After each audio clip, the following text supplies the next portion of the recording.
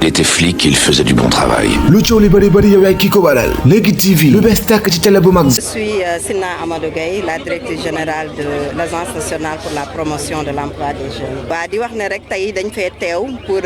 def lancement wu travaux yi nga xamante ne mooy centre de compétence bu Kaffrine. Di wax ne nag travaux yii nii centre de compétence bi dafay entrer dans la mise en œuvre du programme bi ñuy wax PAJA, programme d'appui aux jeunes artisans. Di wax ne nag programme bi depuis 2023 ba léegi ñu ngi koy dérouler. Di wax ne si montant wu 600 millions la nañ ko def waaye du Kaffrine rek lañ ko def nañ ko yeneen dëkk def nañ ko li ci mel ni Saint-Louis li ci mel ni Matam li ci mel ni Ross Béthio li ci mel ni Podor waaye di wax ne rek incha allah rabbi ci at yi ñu ñëw tamit dinañ gën a dem ci yeneen département yi nga xamante ne ñoom ñoo nekk Sénégal. Di wax ne centre bii nag ñuy def fii Kaffrine lu tax ñu def ko defuñ ko rek parce que dañoo war a def centre waaye dañoo xam ne Kaffrine kat dafa am potentiel yu énorme ci wàllum mbay. te gis nañ ne nag am na ay ndaw ak ay jeunes yoo xamante ne ñu ngi ci secteur bi te gis nañ ne tamit dafa am manque d'infrastructure de formation adaptée pour permettre une qualification des jeunes moo tax ñu ñëw implémenter fii au niveau de Kaffrine centre bi pour jàppale leen ci li nga xamante ne moom mooy métier wu transformation ci conditionnement waaye également ni ñuy fexee ba valoriser li nga xamante ne moom mooy produits locaux yi. waaw di wax ne rek 600 millions projet boobu noonu dafay viser téeméeri emploi direct lay viser. Di wax ne nag duñ yem ci projet bii nii parce que bëgg nañ ko tamit étendre ko ci yeneen département yi nga xamante ne ñoom ñoo nekk ci réew mi tey Kaffrine moo aye te li tax ñu ñëw tamit ci Kaffrine pour gunge li nga xamante ne mooy nouvelle autorité ci vision bi ñu am ndax tey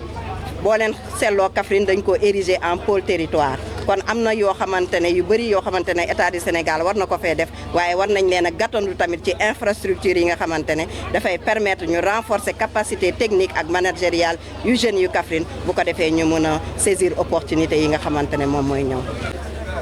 J'avoue que j'avais pas prévu de faire un discours, mais protocole oblige. Le discours de Madame la directrice de l'ANPEJ est déjà assez éloquent. Madame la directrice de l'ANPEJ, Monsieur le sous-préfet de Nibi, honorable député Sambadang, le président de l'Assemblée nationale, et honorable Thomas Abdoulaye Faye, Monsieur le directeur exécutif de l'ANACSUD, Dr Massamba Diouf, Monsieur le secrétaire général de l'ANPEJ, Monsieur le maire de la commune de Kayi, autorités locales et responsables politiques du département de Kaffrine, chers invités, c'est avec un grand plaisir que je prends la parole aujourd'hui à cette rencontre extrêmement importante consacrée à la pose de la première pierre ou même le lancement des travaux pour le centre de compétences porté par l'ANPEJ, qui constitue pour moi une traduction de la mise en œuvre de la vision de Monsieur le Président de la République avec l'axe 2 qui est l'axe 3 relatif au développement, aménagement et développement durable et avec une orientation politique portée sur les pôles territoires. Le renforcement de la déconcentration mais aussi le renforcement de la décentralisation. Aujourd'hui, l'acte que vous posez renforce la déconcentration. Nous avons besoin de renforcer les territoires et ce projet va contribuer au renforcement de toute la région de Kaffrine, le renforcement des compétences. Il s'agit d'avoir une approche de proximité, permettre aux populations de pouvoir accéder aux services, à des services également de qualité. Nous sommes dans une région où l'agriculture, l'agro-industrie, l'agroforesterie constitue la principale activité. Quand nous voyons que ce centre va mettre l'accent sur la transformation des produits locaux, nous ne pouvons que nous en réjouir et féliciter Madame la directrice pour cette belle initiative. Nous sommes des témoins de ce que vous êtes en train de faire dans la région. Vous faites au-delà de vos moyens, de vos possibilités, en termes de création d'emplois, mais aussi en termes de positionnement de la région de Kaffrine parmi les régions qui seront demain les plus attractives en termes de disponibilité de services, mais aussi d'infrastructures. Nous demandons à l'ensemble des populations, des jeunes, des femmes, comme l'a souligné tout à l'heure Madame la directrice, de se l'approprier. Cet outil, c'est un outil pour vous. Et je sais que ça sera exploité avec beaucoup de profit pour l'ensemble en tout cas des jeunes et des femmes. Ce que nous sommes en train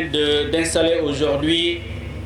confirme, est une traduction même là, l'opérationnalisation déjà de la vision de Monsieur le Président de la République. Et que vous avez entendu lors de son message à la nation que l'année 2026 est consacrée à l'emploi des jeunes et à l'économie sociale et solidaire. Donc cet acte vient concrétiser cette vision de Monsieur le Président de la République. C'est pour moi l'occasion de remercier l'ANPEJ, Madame la directrice et l'ensemble de son équipe pour ce travail qui est en train d'être mené dans la région. Je ne veux pas être long, je n'avais pas prévu de discours, mais c'est des discours, en tout cas des mots de remerciement, de félicitations, d'encouragement, à demander à l'ensemble des populations, même des cadres de la région de Kaffrine, d'être mobilisés pour s'unir, se donner la main dans la main, pour travailler ensemble, pour créer un noyau fort, un leadership fort au bénéfice de toute la région de Kaffrine. Et la présence aujourd'hui de notre frère, l'honorable député, le président de l'Assemblée nationale, Samba Dang, confirme déjà ce travail dans la région. Nous devons nous unir parce qu'aujourd'hui, c'est notre rôle de pouvoir créer un leadership fort pour le développement de la région. Et Sina Amadou Gaye, vous avez donné la voix à travers les efforts que vous êtes en train de faire. Je vous remercie tous de votre aimable attention. Merci beaucoup. Je ne sais pas, xam naa ñaari baat rek yu gàtt di nuyu ñëpp ci teew ñëpp di nuyu Madame la directrice Sina Amadou Gaye, di nuyu Monsieur le sous-préfet arrondissement bu Gniby, di nuyu également le président de l'Assemblée nationale, le vice-président de l'Assemblée nationale, M. Samba Dang, di nuyu également l'honorable député Thomas Abdoulaye Faye, di nuyu également le directeur exécutif de l'ANAQ-Sup, Dr Massamba, le professeur Massamba, di nuyu également monsieur le maire de la commune de Kayi, di nuyu également le secrétaire général de l'ANPEJ, nuyu autorités yi nga xam ne kilifa yi fi teew yépp, ñi nga xam ne kilifa diine, kilifa aada ak politique, ñi nga xam ne ay responsable politique yépp teew. Di wax ne rek bés bi bés bu am solo la, dafay symboliser li nga xam ne moom la ñuy wax territorialisation des politiques publiques, maanaam li nga xam ne mooy politique publique yi ñu jël ko indi ko ci gox yeeg gox-goxaat, parce que foofu la ñuy jëmmalee li nga xam ne mooy vision gis-gis bi nga xam ne moom le président de la République am. Tey dak lii nga xam ne def nañ ko fi muy lancer les travaux centre bi nga xam ne dafay former di tàggat jigéen ñi ak ndaw ñi ci li nga xam ne moo fi koom-koom am fi ci gox bi ci Saloum, doon na lu nga xam ne day jëmmal vision président de la République. boo leen fàttalikoo le président de la République dafa wax ci message à la nation bu mu def le 31 décembre 2025 wax ne année 2026 dafay doon année bu nga xam ne année pour emploi, maanaam jox xëy ndaw ñi ak aussi li ñuy tuddee économie sociale et solidaire. te ñun ku xam aada ak cosaan Saloum, ñun ci économie sociale et solidaire lañu mos a xam, moom lañ mos a nekk. dañuy ñëw xanaa di ko formaliser à travers des institutions, mais ku ne xam na ay tool yi ñu daan bokk, ay bokk tool dem bésu àllarba, maanaam lépp lu nga xam ne solidarité la rek ci suñu économie, ñun ci loolu la ñu màggee, ci loolu la ñu xam. moo tax buñ ci wootee fii Saloum dana doon lu nga xam ne dana yomb ci ñun. Sina Amadou Gueye madame la directrice li nga def c'est un modèle gis nañ li ngay def au-delà li nga xam ne mooy sa direction bi nga jiite ci bépp fànn yaa ngi def li nga mën yaa ngi def loo mën ak loo mënul ci wàllum emploi ci wàllum aussi def ay initiative te tey jii lii fi am dafay firnde lool di ñaan rek woote ñi nga xam ne ñoo nekk ci région bi yëpp ne région de Kaffrine li koy développé mooy ay doomu Kaffrine mooy ñëpp bokk liggéey ndaw yi ñi mag ñi nga xam ne lépp lu nga xam ne ku am ndomba tànk ak ku amul ndomba tànk rek am na lu nga xam ne mënal nga ko Kaffrine te ñëpp bu ñu booloo di diisoo di waxtaan Kaffrine da ci jëlee njëriñ te li ma ko waxee léegi ci français li ko firnde rek mooy le vice-président de l'Assemblée nationale ñëw fii bokk ak ñun région bi wane na exemple ak modèle bu nga xam ne noonu la ñu war a àndee liggéey pour développer la région de Kaffrine donc maa ngi leen di gërëm bu baax di leen sant di leen ñaanal kenn dalul jàmm jërë ngeen jëf. Il était flic, il faisait du bon travail. lu coow li bëri bëri yow yaay ki ko waral Léegi TV lu bees tàkk ci télé bu mag seen ay journal nekk ay xibaar yu wërtu télé bu mangoog jamono lool ba noppi xale yu sopp ay journaliste ak ay techniciens yu xaarañ teg ci mën lool seen liggéey équipe jeune bu dynamique responsable taxaw tem ngir jaamu seen soxla ngay ndaw mag